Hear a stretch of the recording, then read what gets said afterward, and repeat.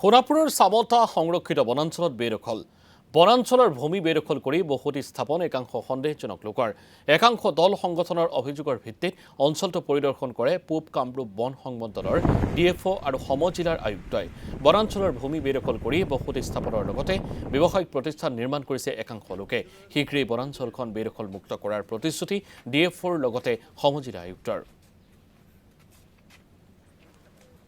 এইটো মাটিখিনি আমাৰ কিছু ৰেলৱেৰ মাটিও আছে, কিছু পিডব্লিউডিৰ মাটিও আছে আৰু কিছু ৰিজাৰ্ভৰ মাটিও আছে। কিন্তু একজেক্ট সীমাটো এতিয়া ৰিজাৰ্ভৰ সীমাটো যিহেতু বহুত দিন ধৰি ছাৰ্ভে কৰা হোৱা নাই, আমি এটা জইণ্ট ছাৰ্ভে এটা কৰি ল'ম, চবেই নিজৰ নিজৰ এলেকাখিনি বুজি ল'ম। বুজি লোৱাৰ পিছত তাৰ ভিতৰত যিখিনি আপোনাৰ বসবাস দেখিছে সেই আমি মানে কনচাৰ্ণ বিভাগে সেইখিনি আমি এভিকশ্যন কৰিম।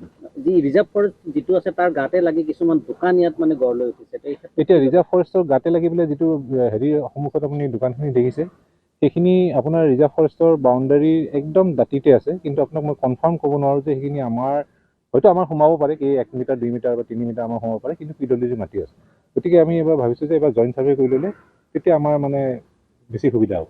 কিন্তু সেইখিনি ধৰক যিহেতু ওজৰ আপত্তি আহিছে বা বেআইনীভাৱে বেদখল কৰিছে, সেইখিনি নিশ্চয় আমি এভিকশ্যন কৰিব।